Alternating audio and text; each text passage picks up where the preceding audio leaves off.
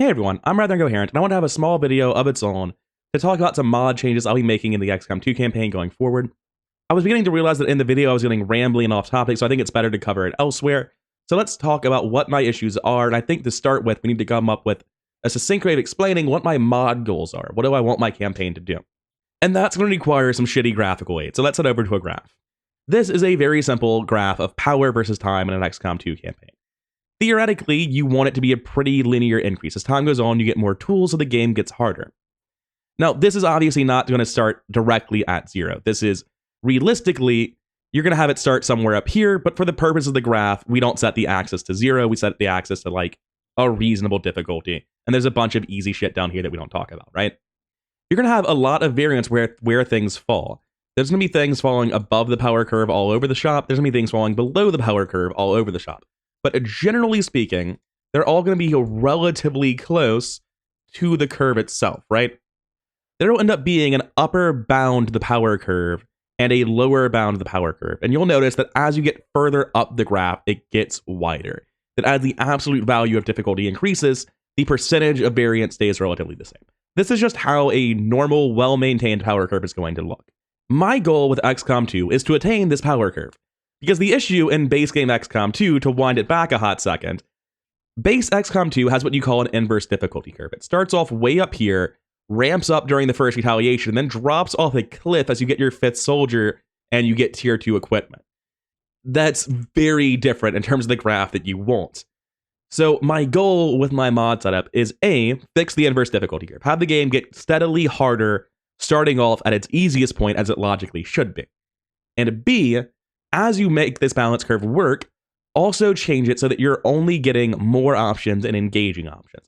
I don't want to not have to think. I don't want it to be this hard, but I just automatically do the same thing every turn. I want to have lots of different decision processes. I want to have lots of different decision points, and that makes the game more interesting as it gets more hard. I want it to be hard within reason, and I want it to be smoothly progressing in its hardships. That means you'll want to create a campaign that falls within that bounded difficulty curve that we're talking about, where everything roughly follows this path. The mods we're talking about today are the mods that break this power curve, where you have a mission and the difficulty's way up here. If a mission's difficulty is down there, that needs to be fixed, but as a player, it can actually feel good to have a stomp sometimes. If the power curve's up here, it's incredibly frustrating to play and needs to be fixed even more urgently, and those are the mods that I'm talking about today. In this instance, there are two different things I'm talking about, but before I get to them, I want to preface it with this statement. A mod being hard in this way is not necessarily a bad thing. There are people who specifically want this kind of mod. So even though it is against my personal preference, because I never want to shit on someone else's work, I need to clarify, this doesn't mean the mods are bad. And a great example of exactly this is MachX. MachX is a fantastic mod, really well made, but I don't like playing with it, because the power curve of MachX missions is not going to fall within these bounds. The reason I don't run MachX is because the power curve of MachX is like way up here, which means that if XCOM's power curve, we're going to call XCOM the blue line here, if XCOM's here and they're doing really well for the campaign and only the hardest missions are challenging them, MachX is still really, really tough and potentially causing you to lose missions. Conversely, if XCOM is actually like roughly at pace with MachX, look how far above the power curve they are for every other mission. When you have MachX installed, MachX missions are awesome, but the experience I consistently found is that while I was roughly on par with MachX, all the other missions were cakewalks. So I wanted to remove MachX and make everything else harder, because if I kept MachX and made everything harder, then MachX, we would have this issue. I would have created the graph where I'm like that as XCOM, and the MachX missions are killing me. Because MachX inherently has this power spike. However, it does one good thing that's very important. It telegraphs itself. It tells you that MachX is there via sitreps. Which brings us to the first mod of the day, Children of the King. Because Children of the King used to use sitreps. I thought that it still did use sitreps, and apparently, at some point in time, that changed. And that is, for me, the reason I will no longer be running Children of the King. The mission I'm playing today, Chrome Dome showed up in. He's one of the Viper Princes that Children of the King adds. And it turns out that if you're playing your game casually, having a good old time, and you show up at a mission, and Chrome Dome's up here, showing up with like 5 other Vipers, they all have guns. It's a Savage mission, by the way. You were told guns wouldn't be a part of this. But they're here, they've got guns. Chrome Dome's got 80 health and 5 armor, by the way, and they're the guard bot on the objective. I think they were behind the objective, doesn't really matter. But you'll notice that this power curve isn't good. This is something that's egregiously out of line. This is in a harsh contrast to my vision for the game. So back when it used sit reps, I was okay with it. Because essentially that would be a sit rep that says, hey, bring the A team. And it'd be like seeing Show of Force and Psionic Storm at the same time. You just have to bring the absolute best you have. But that's not what happens anymore. They just randomly show up like rulers. But rulers you can play around. If you ignore the ruler, if you're running things like rulers use primary actions at least, which most people are these days, if you play around the rulers, they just show up and it's a guy who gets like one attack and it's not the biggest fucking deal. You can play around it. The rulers are also very unique enemies with very unique rewards. Things that sadly I cannot say about Children of the King because they are all essentially just the Viper King again. So the issue is that this guy shows up, and unlike the ruler, he has 3 actions, and he has blue action shoot gun, and his gun hits for 5 and stuns for 2 actions. You can't play around them the way you can with the rulers. It also essentially doubles the number of rulers in the game, making this thing that is normally a problem happen all the time by comparison. And the rulers I'm stuck with. I get to make the best of them, but I have to deal with them. Children of the King, I don't. I can simply click this button, which is what I'll be doing after the mission. However, having already generated the mission, if I uninstall it now, I can't load the mission. The game will crash.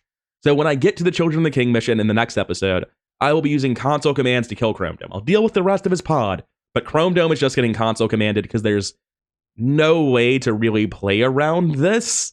This is a thing where when I made my mod setup, I misunderstood how this mod works, and I have no interest in playing with this mod as it currently is, unfortunately. No, not every mod problem results in me removing a mod. Many result in me changing them. That was why I originally got into modding, is to make changes and then realized that, like, oh, this is a fucking lot of changes. Maybe other people might be interested in this, so I posted them. And now I feel like it's disingenuous to say that my enemy compatibility patches are in any way complete. Because I'm playing through my campaign, I finally got off the tilt of having gone through so much troubleshooting and so much mod compatibility shit and so much actual modding that I can enjoy the game again. And now I'm playing like, man, this seems incongruous as shit. These enemies don't feel compatible. Because you have the Advanced Heavy and the Advent Assault, and then you have the Bio Assault Trooper. So let's like take the best number every time and compare them. 5 damage, 70 assault, or sorry, 70 aim, 0 defense, 15 defense, 13 mobility, 14 mobility, 9 health, 2 armor, 13 health, 2 armor, and blast padding. So this guy is just better than them in every respect, right? And that'll be true in another force level or two when the Advent Stun Lancer Mark II variant starts showing up. The Bio Assault Troopers are not minorly incongruous. If I make them show up as much as everyone else, it doesn't matter because they're still so much stronger than the rest of everything. Bio Legion is renowned as being super hard. This is generally true with most CX mods.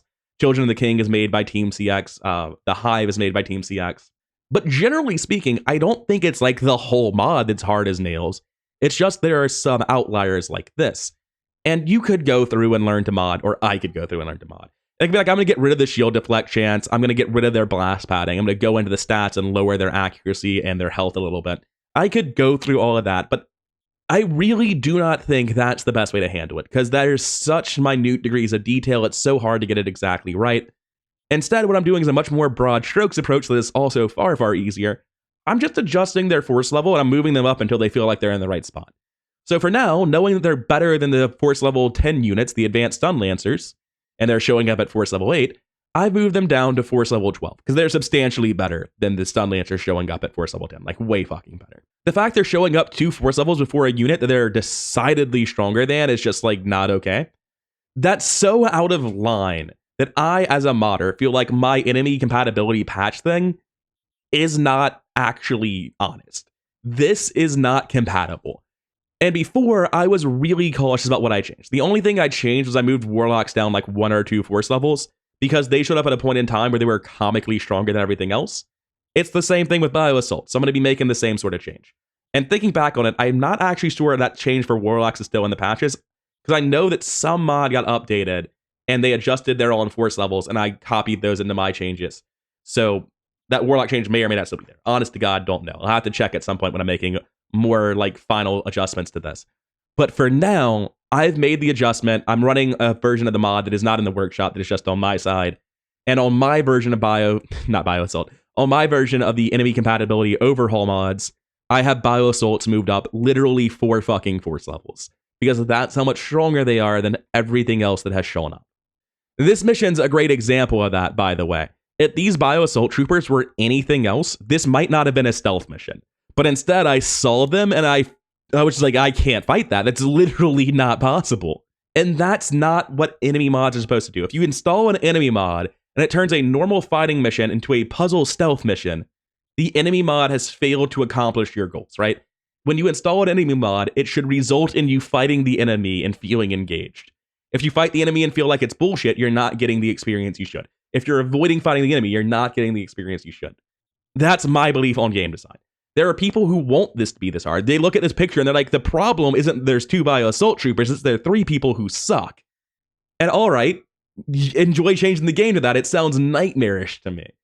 But for me, if there's this much variation in difficulty, the game is not fun. Either I'm getting stomped by things being at their hardest, or I'm cakewalking over things at their easiest. That's just the way it is, and I'll be making changes to adjust it for that. There'll be more changes like that as the campaign goes on, but I wanted one video explaining why I do it succinctly, or maybe verbosely as it is, before I did it the first time. And I also needed a video to explain, like, oh shit, I fucked up with Children of the King. The mod literally doesn't work how it used to. It's not the same as I thought it was, and I don't want it anymore. That's also important. If I'm about to console command to kill a boss, kind of want to draw attention to that because it's, you know, cheating. But at the same time, any amount of modding is changing the difficulty, and I'm far more concerned with playtesting this and getting it to where it should be and being happy with my mod setup and happy with my mods than I am with the integrity of the campaign. I'd much rather reload a mission one time, explain why I'm changing things, and then make the changes, than just be like, oh yeah, we failed that mission, 2 guys are dead, but hey, at least we killed Chrome Dome. No, we don't get his corpse. I'm uninstalling the mod. Because that's the result we were looking at when I quit out. I was like, I can kill Chrome Dome. People will probably die. We'll lose the mission. But why the fuck is Chrome Dome here? And I was planning on bug reporting before I read the mod page and saw that it had changed. And I was like, oh, well, that makes troubleshooting easier. I just uninstall the mod. And I do want to say, again, I don't think Children of the King is necessarily a bad mod. However, I do think it is literally at odds with my vision of balance, the same way Mach-X is. They're both really well made, but like I hate the color red and they're both really well made red shirts. That's how the analogy is going to go. It doesn't matter how nice the red shirt is. Please stop giving me red shirts. Anyway, that's your terrible analogy of the day. Hope you enjoyed listening to me ramble about this. I'll see you in the next one for some more regularly scheduled XCOM.